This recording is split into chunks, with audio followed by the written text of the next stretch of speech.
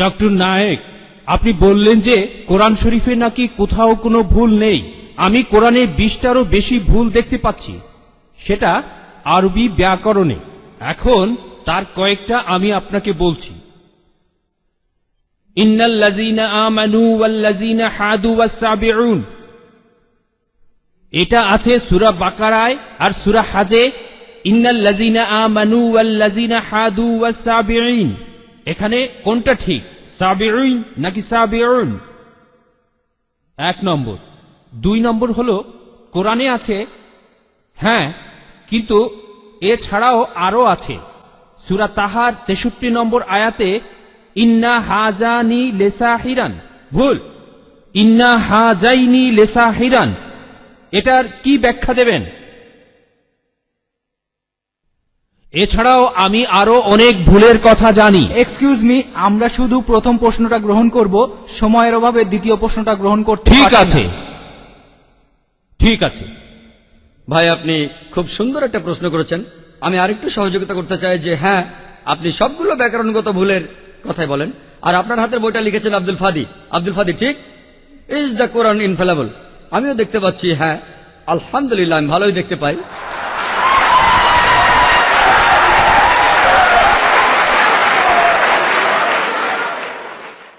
আমি এই 20টা ভুলের সবগুলোর উত্তর দেব, কারণ আমি বইটা পড়েছি। আমি সবগুলোর উত্তর দেবো ইনশাল্লাহ, ইনশাল্লাহ। 1 নম্বর পয়েন্ট ভাই, 1 নম্বর পয়েন্ট, এখানে 1 নম্বর পয়েন্ট হলো যে আরবির সব ব্যাকরণ এসেছে কোরআন থেকে।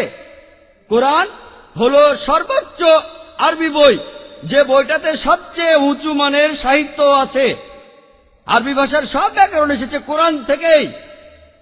কোরআন হলো ব্যাকরণের মূল গ্রন্থ, আর কোরআন যেহেতু ব্যাকরণের মূল গ্রন্থ এবং সব ব্যাকরণে এসেছে কোরআন থেকে, কোরআনে কোনো ভুল থাকতে পারে না। 1 নম্বর পয়েন্ট। 2 নম্বর পয়েন্ট, 2 নম্বর পয়েন্ট, 2 নম্বর পয়েন্ট। ব্যাপারটা এরকম যে আপনি একটা রুলার নিলেন, আর সেই রুলারের গায়ে দাগ কাটা আছে, তারপর বললেন যে মাপটা ভুল হয়েছে। এটা বেশ অযৌক্তিক।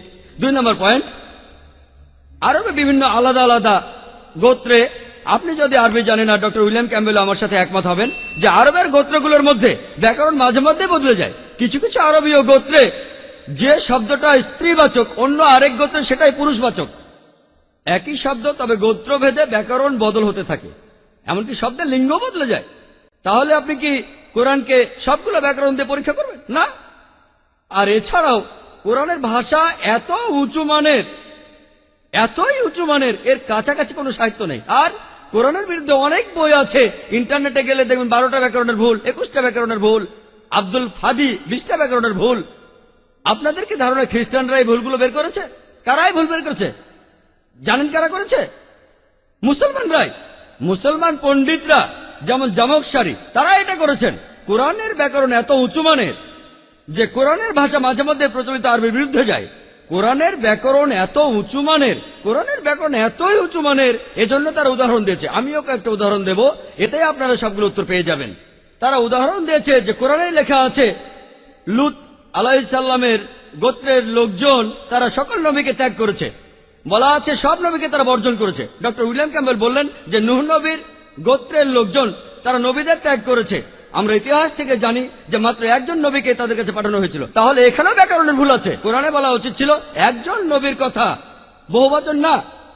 আর আমি একমত, আর আমার আপনার মতো লোকের কাছে মনে হবে এটা ব্যাকরণের ভুল।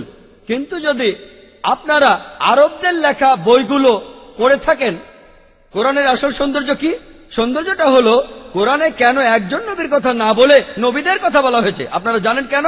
কারণ আমরা জানি যে সব নবীদের হেদায়েতের বাণী মূলত একটাই, যে ঈশ্বর একজনই, তাওহীদের বাণী, আল্লাহ সুবহানাহু ওয়া তাআলার বাণী। লূত আলাইহিস সালামের লোকজন এবং নূহ আলাইহিস সালামের লোকজন তাদের নবীকে ত্যাগ করেছিল, আর পরোক্ষভাবে নিজেদের নবীকে ত্যাগ করে তারা সব নবীদেরই ত্যাগ করেছিল।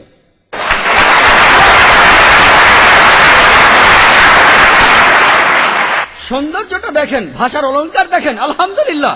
আপনার মনে হতে পারে এটা ব্যাকরণের ভুল, কিন্তু এটা ভুল নয়। একইভাবে নূর সারওয়ার নামে একজন বলেছেন যে কোরআন বলছে কুন ফা ইয়াকুন, হ বললে হয়ে যায়। এটা নাকি হবে কুন ফা কানা, হ বললে হয়ে যেত। হ্যাঁ, আরবির পাস্ট টেন্সে কুন ফা কানা, কুন ফায়াকুন নয়, কিন্তু কুন ফায়াকুন আরো উঁচু মানের।